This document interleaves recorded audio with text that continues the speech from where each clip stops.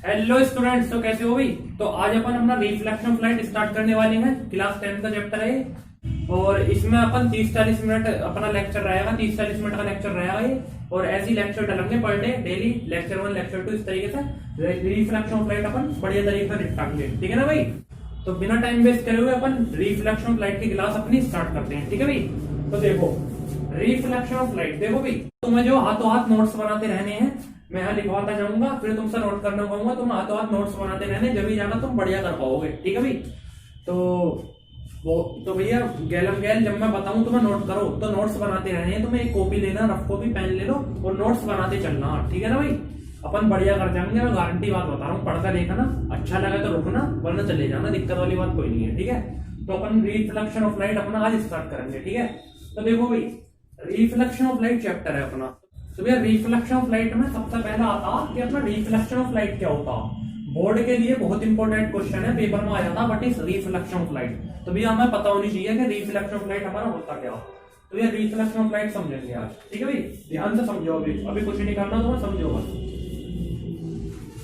ये अपना एक गिलास है, अपनी एक प्लेन सरफेस है, गिलास है, इसे हमने पॉलिश कर दिया इस तरीके से।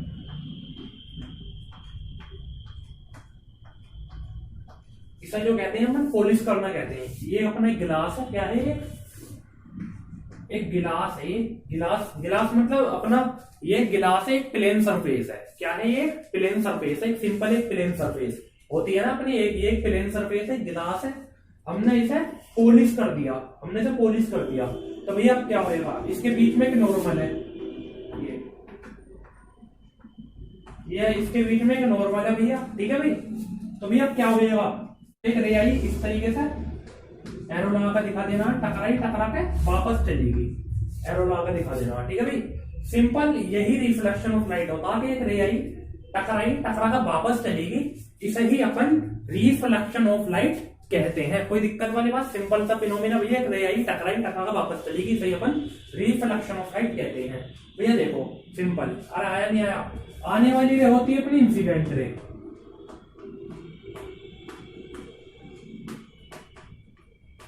आने वाली रे होती इंसिडेंट रे, जाने वाली रे होती रिफ्लेक्टेड रे।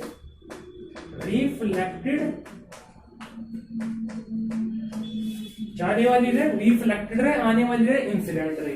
भैया आने वाला एंगल होता आई, जाने वाला एंगल होता आर। कोई दिक्कत याद रहेगी बात। आने वाला एंगल, आने वाला जो एंगल है वो होता है angle of incidence, angle of incidence. और इसका जाने वाला एंगल जो होता है वो होता है एंगल ऑफ रिफ्लेक्शन।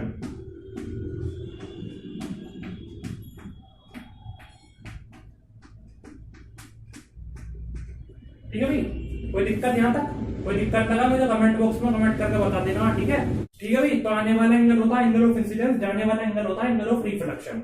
कोई दिक्कत वाली बात यहां तक, सिंपल आ रहा समझ में। देखो जहां पे सारी लाइन मीट करती है, आने वाला एंगल, आने वाली रे, जाने वाली रे, अपना नॉर्मल, सारे कहां पे मीट कर रहे हैं, आने वाली रे हम मीट कर रही है, जाने वाली रे हम मीट कर रही है।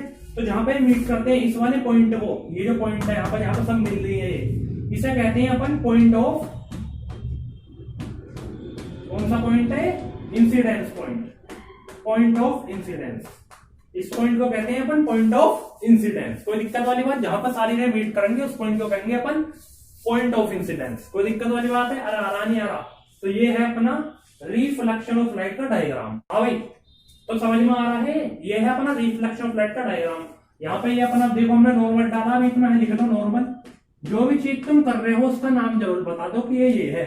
हमने यहाँ पर नॉर्मल डाला तो यहाँ लिख दो नॉर्मल, आने वाली रे इंसिडेंट है, जाने वाली रे रिफ्लेक्टेड है। ये अपना एक गिलास है, प्लेन सरफेस है, ये अपना यहाँ सारी जहां पर सारी रे मीट करती है वो होता है पॉइंट ऑफ इंसिडेंस। ये अपना गिलास, सिंपल सा भैया ये तुम्हारा डायग्राम है रिफ्लेक्शन ऑफ लाइट का। मेरे हिसाब से सिंपल सा रिफ्लेक्शन ऑफ लाइट क्या होता, कोई कहे तुमसे रिफ्लेक्शन ऑफ लाइट क्या होता, कि भैया एक रे आई टकरा कर वापस चलेगी, इसे ही अपन रिफ्लेक्शन ऑफ लाइट कहते हैं। अब ये टकरा कर वापस ही क्यों गई, टकरा कर पार क्यों निकली, क्यों, इसका रीजन पूछ सकता है तुमसे कोई। क्योंकि भाई हमने रे को जो है, हमने सरफेस को पॉलिश कर दिया, पॉलिश करने की वजह से वो रे टकरा कर वापस चलेगी। अगर मैं पॉलिश हटा दूं तो रे टकरा कर पार निकल। सिंपल समझे तुम, क्यों रे टकरा कर वापस गई, क्योंकि हमने उसे पॉलिश कर दिया हा। तो सिंपल रिफ्लेक्शन क्या होता है, एक रे आई टकराई, टकरा के वापस चलेगी, इसे अपन रिफ्लेक्शन ऑफ लाइट कहते हैं। समझ पा रहे हो भाई? अरे समझ में आ रहा नहीं आ रहा? तो ये है अपना रिफ्लेक्शन ऑफ लाइट का डायग्राम। इस डायग्राम को नोट करो जल्दी से, इसके बाद फिर इसकी डेफिनेशन पर चर्चा करेंगे। नोट करा है डायग्राम? रफ कर दिया या कर दूं? चलो भैया, वीडियो को पॉज करके नोट कर लियो, है ना? मैं जब क्या करूं नोट करने को, तो वीडियो पॉज करके जब नोट कर ला करो, ठीक है भाई? इसके बाद अपन डिस्कस करेंगे इसकी डेफिनेशन, ठीक है भैया? इसके बाद हम इसकी डिस्कस करेंगे डेफिनेशन। तो ये डेफिनेशन क्या होगी? सिंपल सा, जैसा रिफ्लेक्शन ऑफ लाइट है, एक रे आई टकराई, टकरा का वापस चलेगी, सही अपन रिफ्लेक्शन ऑफ लाइट कहते हैं। डेफिनेशन क्या होगी कि when a light travelling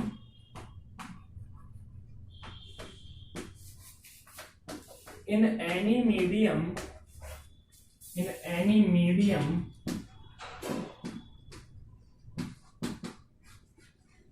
falls on the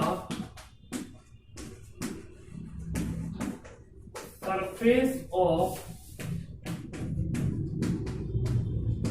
second medium, ठीक है भाई? falls on the surface of second medium, a portional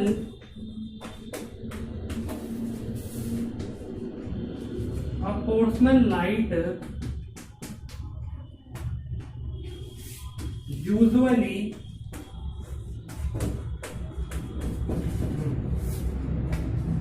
sent back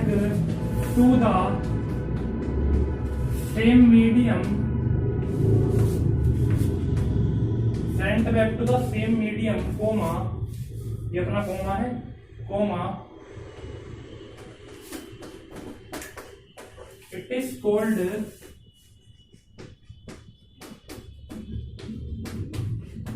reflection of light, ठीक है भाई? It is called reflection of light. Simple definition समझ में आ रही? मेरी राइटिंग में कोई मिस्टेक लग रही हो देख लियो, मैं बोल के बता रहा हूं। तो मेरी राइटिंग ऐसी है यार, थोड़ा मैनेज करिए, है ना? देखो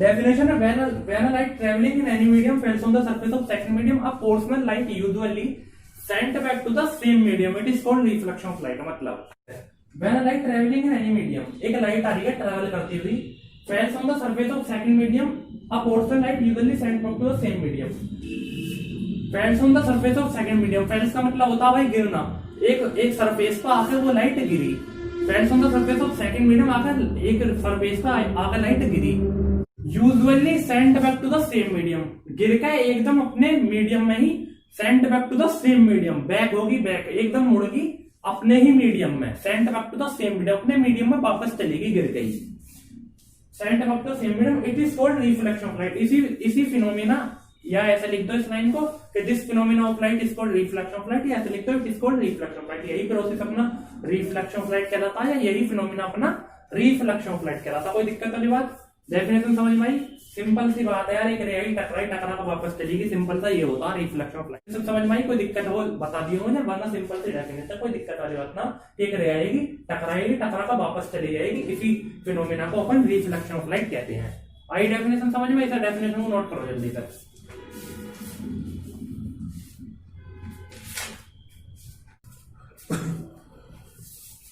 ठीक है भाई? तो डेफिनेशन नोट करी, रफ कर दीजिए। चलो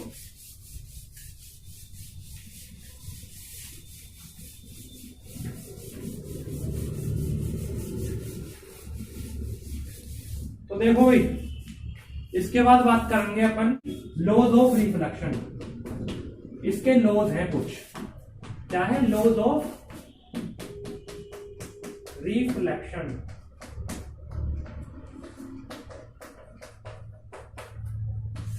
लॉज ऑफ रिफ्लेक्शन, तो भैया इसके अंदर लिखो कि there are two laws of reflection. क्या लिखे? कि there are two laws of reflection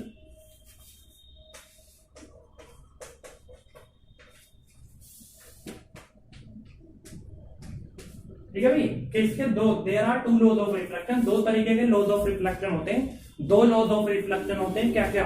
पहला लॉ लिखो कि angle of incidence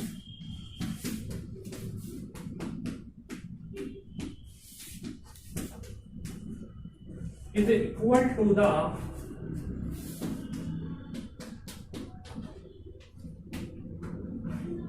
angle of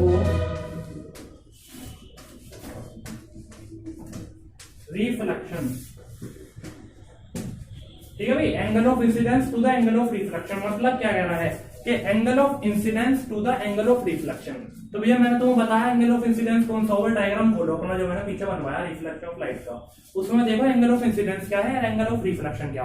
पहला लॉ हमें बताता कि एंगल ऑफ इंसिडेंस देखो उसमें डायग्राम में खोल लिया होगा कि आने वाली रे अपना एंगल ऑफ इंसिडेंस है, जाने वाली रे अपना एंगल ऑफ रिफ्लेक्शन है। तो पहला लॉ बताता कि आने वाली रे जाने वाली रे के बराबर होगी, कोई दिक्कत, आने वाली रे जाने वाली रे के बराबर होगी। Angle of incidence is equal to the angle of reflection, आने वाली रे इज इक्वल टू जाने वाली रे। अरे कोई दिक्कत है क्या, समझ नहीं आया क्या, आने वाली रे इज इक्वल टू जाने वाली रे, ये दोनों की दोनों रे बराबर होती हैं आप, ठीक है भाई। तो आने वाली रे जाने वाली रे के बराबर होगी। Angle of incidence is equal to angle of reflection होगा, देखा होगा तुम्हें डायग्राम में।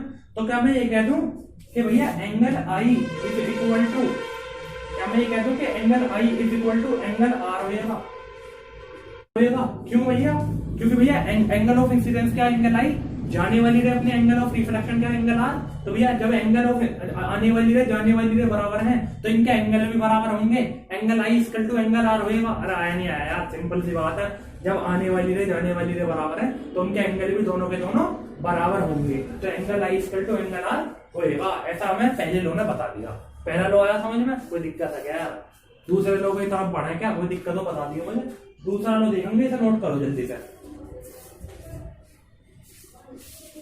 दूसरा लॉ देखते हैं भाई।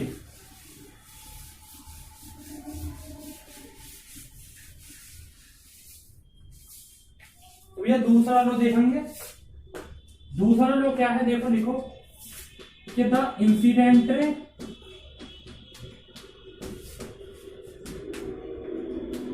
कोमा द रिफ्लेक्टेड रे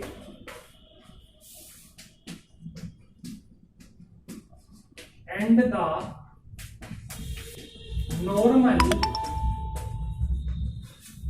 the normal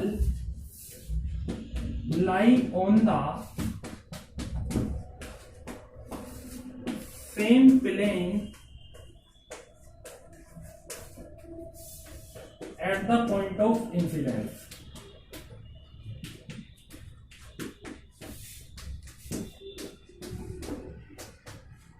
सिंपल सा भैया दूसरा लो क्या अपना कि the incident ray comma the reflected ray and the normal lie on the same plane at the point of incidence. मतलब अपना डायग्राम देखो रिफ्लेक्शन वाला, उसमें देखो खोल लिया, ठीक है चलो खोल लिया होगा डायग्राम तुमने, देखो उसमें क्या कहा कि द इंसिडेंट रे, देखो मेरी बात समझो, जो मैं नहीं बताऊंगा कि the incident ray comma the reflected ray and the बीच वाला नॉर्मल लाई ऑन द, जहां पे प्लेन सरफेस पर लाई कर रहे हैं उसी पॉइंट को अपन पॉइंट ऑफ इंसिडेंस कहते हैं। मतलब क्या कह रहा है लोग कि आने वाली रे जाने वाली रे नॉर्मल लाई करते हैं अपना किस पे, एक सरफेस पे, जहां पे एक पॉइंट होता है पॉइंट ऑफ इंसिडेंस। सिंपल सा दूसरा लो यही है, इनने केवल हमें डायग्राम के बारे में बताया। दूसरे लो ने हमें कि भैया आने वाली रे जाने the incident ray comma the reflected ray and the normal lie कर रहे हैं इस पे, इसी पॉइंट को अपन कहते हैं पॉइंट ऑफ इंसिडेंस। सिंपल सा दूसरा लो है यार, सिंपल छोटी सी बात है, कोई दिक्कत वाली बात है यहाँ तक। दूसरा लो आया समझ में, सिंपल आने वाली रे जाने वाली रे बीच का नॉर्मल जहां लाई कर रहे हैं उस पॉइंट को अपन पॉइंट ऑफ इंसिडेंस कहते हैं। जो डायग्राम में तुम समझा वही मैं दूसरे लो में बता दिया, मैं रिपीट करके। तो दूसरा लो पहला लो समझ में आया, ये दूसरा लो है अपना भाई इतना सही। तो इसे नोट करो, इसके बाद फिर अपन आगे बढ़ेंगे। कोई दिक्कत वाली बात यहाँ तक। तो भैया सिंपल रिफ्लेक्शन ऑफ लाइट, अब मैंने तुम्हें इतना ही करवा दिया दोनों लोगों के। अभी ये हुआ reflection of light complete. Reflection of light topic जो बोर्ड में ज्यादा, जो बोर्ड के लिए मोस्ट इंपोर्टेंट टॉपिक है, पेपर में आ जाता what is reflection of light. तो ये पेपर में तुम्हें डेफिनेशन, डायग्राम, उसके लॉस, इतना कुछ लिखना है, जब जाकर तुम्हें फुल में से फुल नंबर मिलेंगे। रिफ्लेक्शन ऑफ लाइट टॉपिक के जितने भी नंबर का वेटेज होगा उसका, वो क्वेश्चन के हिसाब से डिपेंड है कि वो 2 नंबर में 5 नंबर में, ठीक है भाई। 2 नंबर में तो डेफिनेशन और डायग्राम बना दिया, 5 नंबर में तो कंप्लीट लिखा, तो तुम समझ जाओगे क्वेश्चन को देख के। तो इसे नोट करो, इसके बाद आगे बढ़ेंगे, ठीक है भाई। हाँ भाई मजा आ रहा है, नोट करो, ठीक है भाई। तो इसके बाद भैया फिर अब करते हैं, आगे बढ़ते हैं। ठीक है भाई,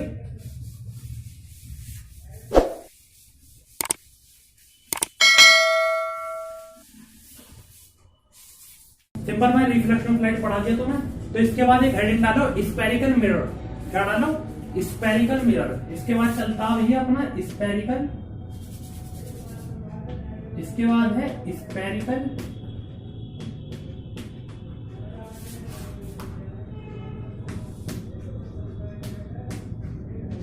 स्पेरिकल मिरर। इसके बाद देखेंगे अपन स्पेरिकल मिरर। स्पेरिकल मिरर क्या होता है देखो। ठीक है भाई, करा जाए। देखो भाई, ये दिख रहा है। थोड़ा यहाँ पर लाइटिंग ऐसी है, थोड़ा कुछ दिखने में दिक्कत होती है तो मुझे बता दियो कमेंट में। थोड़ा यहाँ पर लाइटिंग सी पड़ा है ना, तो दिखने में दिक्कत हो सकती है। वैसे मैं ऐसी कुछ कमी छोड़ूंगा नहीं। ठीक है भाई, तो देखो ये एक स्पेरिकल सरफेस, एक स्पेयर सा पूरा गोला सा, एक पूरा स्पेयर सा है, एक स्पेरिकल सरफेस है। एक समझ पा रहे हो जो मैं बता रहा हूँ? ये एक स्पेरिकल सरफेस है। तो भैया मैंने एक, ध्यान से समझियो, मैंने एक चक्कू लिया इस स्पेरिकल सरफेस को, ये चक्कू यहाँ से ऐसे काट के ऐसे काट दिया। अब बात समझे नहीं समझे? एक स्पेरिकल सरफेस ही मैंने एक चक्कू लिया, ये जो है ये मैंने ऐसा करके ऐसे काट दिया ये। तो एक बार बताओ, ये हिस्सा तो इनके गिरेगा पट, ये वाला हिस्सा तो गिरेगा। ये जो हिस्सा है जो ऐसे है, ये कुछ ऐसा लग रहा होगा ऐसे, ये वाला हिस्सा तो गिरेगा। जो ये वाला हिस्सा ऐसे जो है, ये ऐसा लग रहा होगा, कुछ ऐसा दिख रहा होगा। ये फिर बिल्कुल यार ऐसा ही अगर काट दोगे तो ये जो हिस्सा है ऐसे ही दिखेगा। ये यहाँ ये ना ऐसे ही है ना, तो ये वाला हिस्सा ऐसे दिख रहा होगा। ठीक है भाई, तो ये कुछ ऐसा दिख रहा होगा। तो भैया देखो समझो, इसके अंदर दो साइड है। कितनी साइड है इसके अंदर? दो ही साइड है भैया, एक अंदर साइड, एक अंदर वाली साइड, एक बाहर वाली साइड। तो अब ध्यान से समझो, बहुत बड़ा कंसेप्ट छुपा हुआ है यहाँ पे। एक जो ये अंदर वाली साइड होती है भैया, समझ पा रहे हो? जो ये अंदर वाली साइड होती है इसे कहते हैं अपन होलो साइड। क्या कहते हैं? होलो साइड।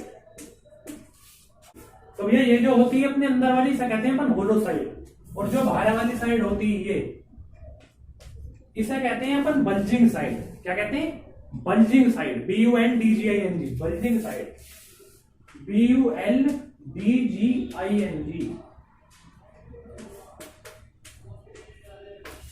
BULDGING।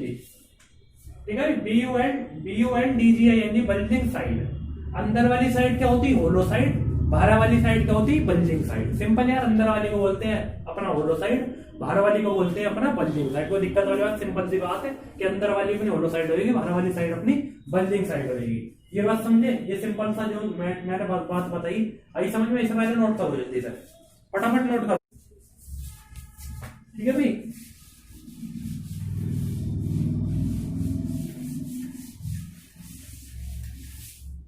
ठीक है भाई। तो देखो इसके बाद डालो classification of mirror. Classification of mirror. इसके बाद डालो classification of mirror. Classification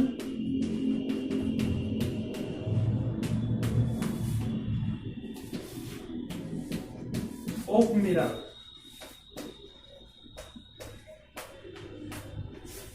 classification of mirror में क्या भैया? तो सिंपल, मैंने तुम्हें बताया कि एक अपनी होलो साइड होती है अंदर वाली साइड, एक बल्जिंग साइड होती है। सिंपल सा एक चीज समझो, मैं इसकी बल्जिंग साइड पॉलिश कर दूं। अरे यार कोई दिक्कत है? इसकी बाहर वाली साइड पॉलिश करिए मैंने, अंदर वाली तुम्हारे आगे है, बाहर वाली साइड करिए पॉलिश। और बाहर वाली साइड कौन सी होती है? मैंने तो पहले बताया अभी, स्पेरिकल सरफेस में, स्पेरिकल मिरर में मैंने तुम्हें बताया कि बाहर वाली साइड कौन सी होती है? बल्जिंग साइड होती है। तो मैंने इसकी बल्जिंग साइड पॉलिश कर दी। तो सिंपल भैया, ये जो मिरर है इस टाइम तुम्हारे आगे, ये एक मिरर बन चुका है। इसे कहते हैं अपन कॉनकेव मिरर। कौन सा मिरर? समझो, कौन सा मिरर? Concave mirror. तुम्हें पता होना चाहिए, आगे क्वेश्चनों के लिए भी आगे और भी बड़े बड़े डायग्राम है, उनके लिए भी बहुत जरूरी है कि तुम्हें पता होना चाहिए कॉनकेव मिरर कौन सा होता है। तो ये कॉनकेव मिरर इस तरीके का होता है, जिसकी बल्जिंग साइड पॉलिश हो और होलो साइड अंदर का काम करे, उसे कहते हैं अपन कॉनकेव मिरर। कोई दिक्कत वाली बात है यहाँ तक? अरे कोई दिक्कत है क्या? सिंपल क्लासिफिकेशन ऑफ मिरर में मुझे बताया है कि मिरर दो तरीके के होते हैं, एक होता कॉनकेव मिरर, एक होता कॉन्वेक्स मिरर। तो तुम भी समझ लो, दो तरीके के मिरर होते हैं, कॉनकेव मिरर, एक कॉन्वेक्स मिरर। कॉनकेव मिरर होता है जिसकी बल्जिंग साइड पॉलिश हो और होलो साइड, अंदर वाली साइड होलो साइड होती, होलो साइड उसका काम करो, उसे कहते हैं कॉनकेव मिरर। और कॉन्वेक्स मिरर कौन सा होता भैया? ये होगा अपना कॉनकेव मिरर। कॉन्वेक्स मिरर कौन सा होता? सिंपल, जिसकी उल्टा इसका, जिसकी होलो साइड पॉलिश हो और बल्जिंग साइड काम करे उसका, उसे कहते हैं अपन कॉन्वेक्स मिरर, जिसकी होलो साइड पॉलिश हो। समझ पा रहे हो? आसान है, आसान है। कॉन्वेक्स मिरर जिसकी, कौन सा मिरर है ये? है अपना कॉन्वेक्स मिरर, जिसकी होलो साइड पॉलिश हो और बल्जिंग साइड उसकी रिफ्लेक्टिंग सरफेस का काम करे, उसे कहते हैं अपन कॉन्वेक्स मिरर। सिंपल यार, उल्टा है। सिंपल, जिसकी बल्जिंग साइड पॉलिश हो, जिसकी बल्जिंग साइड पॉलिश होएगी वो अपना कॉनकेव मिरर होएगा, जिसकी होलो साइड पॉलिश होएगी वो अपना कॉन्वेक्स मिरर होएगा। तुम्हें याद रखना पड़ेगा, ठीक है? समझ आया ये? सिंपल यार, कोई दिक्कत है यहाँ तक? कॉनकेव मिरर समझे कौन सा हो, कॉन्वेक्स मिरर समझे कौन सा हो। अब इनकी डेफिनेशन, कॉनकेव मिरर की, कॉन्वेक्स मिरर की डेफिनेशन बढ़िया तरीके से अपना हेडिंग डाल के अच्छे तरीके से समझ लेते हैं कि ये है क्या। ठीक है भाई, इधर नोट करो जल्दी से। हाँ तो भाई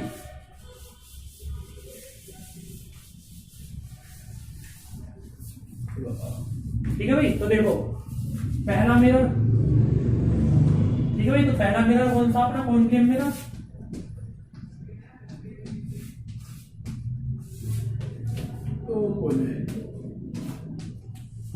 कॉनकेव मिरर, कॉनकेव मिरर भैया मैंने भी तो बताया कॉनकेव मिरर तो क्या हो, कौन सा वाला होता?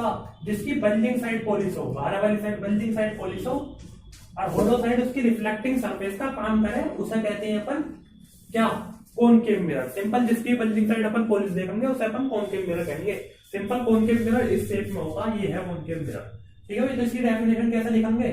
सिंपल, जो मैं बता रहा हूं कि जिसकी बल्जिंग साइड पॉलिश हो उसे अपन कॉनकेव मिरर कहते हैं। इस तरीके से लिख दो कि if be polished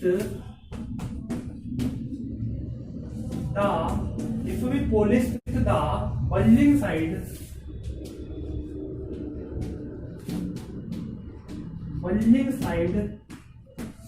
we polish the bulging side of a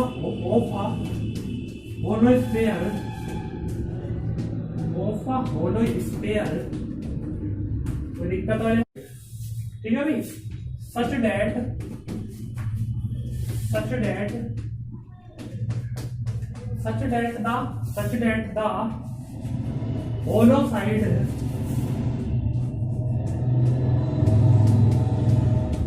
the hollow side behave as reflecting surface,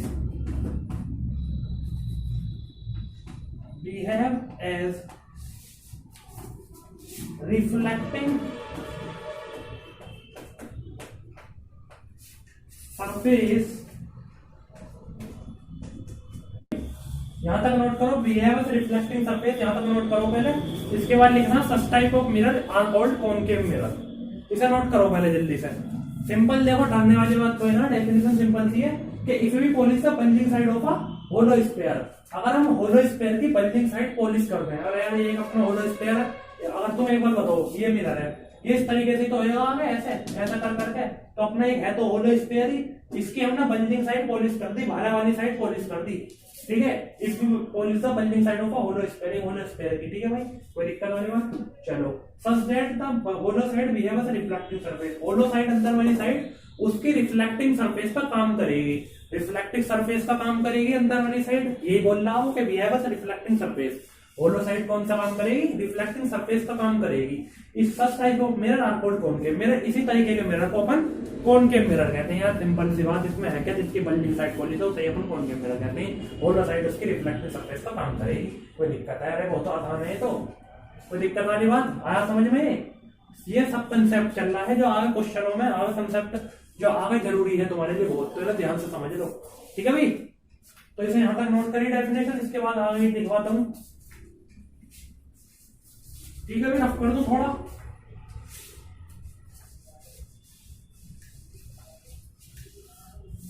ठीक है भाई, तो भैया रिफ्लेक्टिंग सरफेस तो कोमा, यहाँ पे इसके बाद कोमा लगा दियो, यहाँ पर इसके बाद यहाँ पे कोमा लगा दियो, तो such type of mirror are called concave mirror. अगर समझ पा रहे हो, दिक्कत में रहनी चाहिए कोई, जो भी दिक्कत है कमेंट में बता दियो मुझे, वरना दिक्कत हो जाएगी बहुत ज्यादा। तो भैया इसी तरीके के मिरर को अपन कॉनकेव मिरर कहते हैं। मैंने तुम्हें समझा दिया कि क्या होता है कॉनकेव मिरर। इसे जल्दी नोट करो, इसके बाद अपन डिस्कस करेंगे कॉन्वेक्स मिरर। ठीक है भाई। तो भैया इसके बाद अपन डिस्कस करते हैं दूसरा मिरर, कॉन्वेक्स मिरर। समझ आ रहा, मजा आ रहा है? फिजिक्स में मजा आना चाहिए वाल को। हाँ तो वही दूसरा मिरर कौन सा अपना, convex mirror.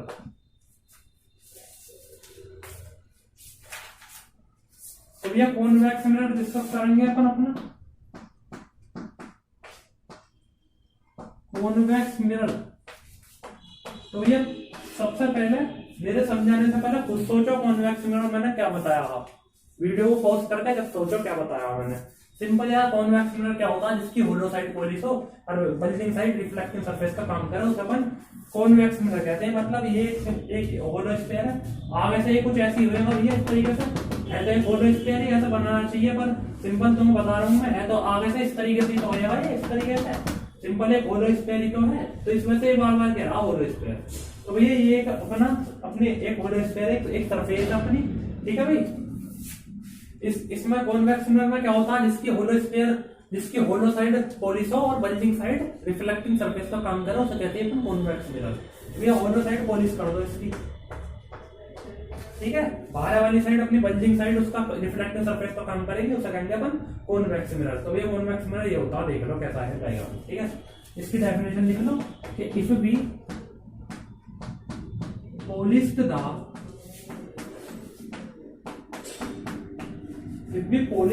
hollow side, if we polish the hollow side of a hollow sphere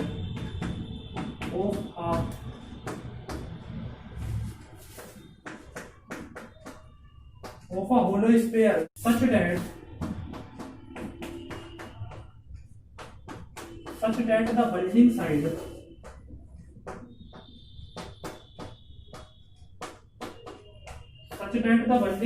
behave as reflecting surface,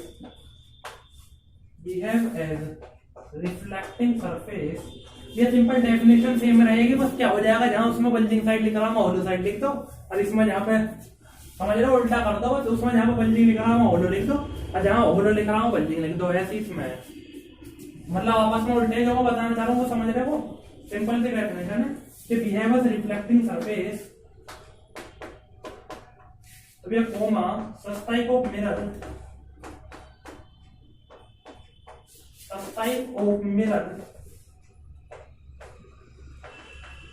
such type of mirror are called convex mirror। ये नोट करो इसे जल्दी से, समझ में आया? वही अपना सिंपल क्या मैंने जैसा उसकी डेफिनेशन समझाई, ये भी polish the bulging hollow side of hollow sphere, इस होलो स्फीयर की हमने होलो साइड पॉलिश कर दी, such that the bulging side behave as a reflecting surface, के इसकी बल्जिंग साइड बाहर वाली साइड रिफ्लेक्टिंग सरफेस का काम करेगी। such type of mirror are called convex mirror। इसी मिरर को अपन कॉन्वेक्स मिरर कहते हैं, ऐसे मिरर को अपन कॉन्वेक्स मिरर कहते हैं। कोई दिक्कत वाली बात? इसे नोट करो जल्दी से, ठीक है भाई। तो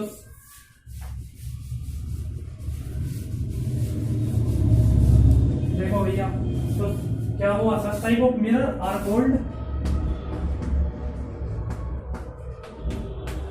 convex mirror, are called convex mirror. तो ये हुआ भैया तुम्हारा कॉन्वेक्स मिरर भी खत्म।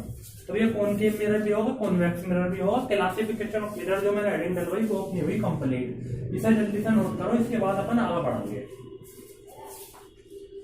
ठीक है। बात को समझ में आ रहा है? समझ में आना चाहिए बस, वरना अपना भी समय, तुम्हारा अपना भी समय बर्बाद हो रहा और मेरा पढ़ने का भी कुछ फायदा ना हो रहा है यहाँ पे, ठीक है ना भाई? भाई कोई दिक्कत लगा नहीं है कमेंट करके बता दीजिए। बस ये है, अपना मेहनत करो बद्ध हो गया, क्योंकि यार बहुत जरूरी है पढ़ना भी, ठीक है ना भाई? पढ़ो। तो ये इसके बाद हेडिंग डालो टर्मिनोलॉजी।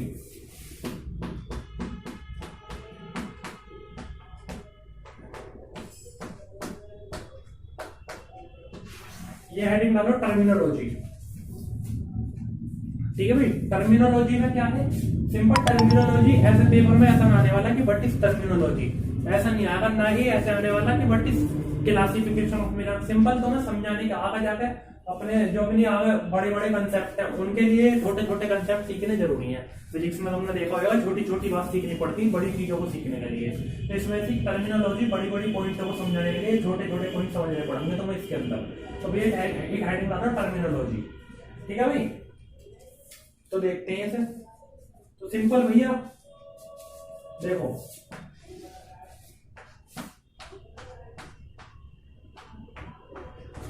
ये क्या है भैया अपना, ये क्या है, कौन सा मिरर है, ये अपना कॉनकेव मिरर है। कैसे पहचाना, क्योंकि इसकी बल्जिंग साइड पोलिश है। अब तो समझ गए लोग, ठीक है। तो ये कुछ आगे से ऐसा हो जाएगा भैया, ये होलो स्फेयर, तो ऐसा तो हो जाएगा ना कि ऐसा हो जाएगा, उल्टा तो हो जाएगा, ऐसे ही हो जाएगा। तुम भी समझ सको इसका, सिंपल यार, इतना समझ लो, सर्कल ही तो है ये, तो पीछे को तो हो जाएगा ना, वैसा तुम एक्सट्रैक्ट कर दोगे पीछे, ठीक है भाई। तो इस कुछ इस तरीके से हो जाएगा ये। तो तुम्हें एक एक पॉइंट अब ध्यान से समझना जरूरी है तुम्हारे बड़े बड़े डायग्रामों को समझने के लिए। देखो भाई, ये अपना होलो स्फीयर है, सिंपल एक होलो स्फीयर है। कौन सा मिरर है, कॉनकेव मिरर है, और अपना है क्या, ये होलो स्फीयर है, ठीक है। तो देखो ध्यान से समझियो भाई, इस मिरर में देखो ये जो एक रे आई है, ये जो रे है, ये जो एक यहाँ पर लाइन है, ये जो लाइन है, ये जो रे है, इसे कहते हैं अपन प्रिंसिपल एक्सिस। किसी भी डायग्राम में जो यहाँ पर रे डलेगी, ये वाली जो लाइन डल हम खींचेंगे सबसे नीचे, ये वाली, इसे कहते हैं प्रिंसिपल एक्सिस। क्या कहते हैं, प्रिंसिपल एक्सिस।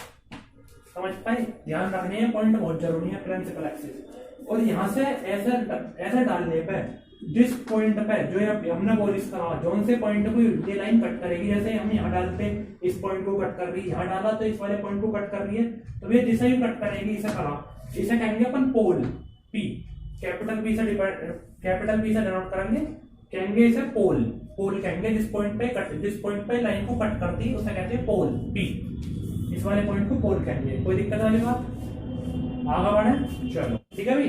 तो सिंपल एक बात बताओ, अब एक सर्कल है ये, तो भैया इसका वहीं पर सेंटर भी होगा, तो इसका सेंटर मान लो यहाँ है, सिंपल इसका सेंटर यहाँ पे है, सिंपल यार इसका सेंटर है तो बैठेगा बिल्कुल बीच में। इसका सेंटर कहाँ होगा, middle point of the circle, बिल्कुल सर्कल के बीचों बीच होगा ये, कोई दिक्कत। तो ये अपना सेंटर होगा, इसे कहेंगे अपन सेंटर ऑफ कर्वेचर। एक सर्कल है तो इसे बोला जाएगा सेंटर ऑफ कर्वेचर, इसी को क्या कहेंगे अपन, सेंटर ऑफ कर्वेचर। तो ये एक सर्कल है, सेंटर ऑफ कर्वेचर बोला जाएगा ये। और भैया इससे आगे यहीं पर होएगा अपना एक रेडियस ऑफ कर्वेचर।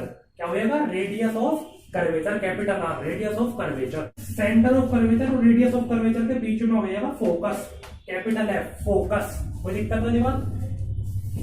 और भैया फोकस और पोल के बीच में होएगा यहाँ पे स्मॉल एफ फोकल लेंथ। क्या होएगा, स्मॉल एफ फोकल लेंथ, समझो, ठीक है भाई। तो ये होएगा यहाँ पर फोकल लेंथ। तो ये कुछ पॉइंट है जो तुम्हें याद रखने हैं कि कहां पर किसके किसके बीच में कौन सा पॉइंट होगा। याद रखोगे ये बात, अरे याद रहेगी नहीं रहेगी, तो ये पॉइंट तुम समझ लो वहां पर कौन सा पॉइंट रहेगा, नोट करो इसे, ठीक है भाई। तो नोट कर लिया ये, तो ये नोट कर लिया होगा तुमने। तो भैया इसके आज का लेक्चर अपन यहीं पर खत्म करते हैं, आज का लेक्चर अपन यहीं पर खत्म करते हैं भैया। ये लेक्चर हमारा ज्यादा लंबा हो जाएगा अपना, वरना ये काफी बड़ा लेक्चर हो जाएगा अपना। नेक्स्ट लेक्चर में अपन बाकी इसका आगे देखेंगे। तुम आज के लेक्चर में जो भी पढ़ाया अच्छे तरीके से पढ़ लेना, फिर अपन नेक्स्ट लेक्चर में मिलेंगे बढ़िया तरीके से, ठीक है।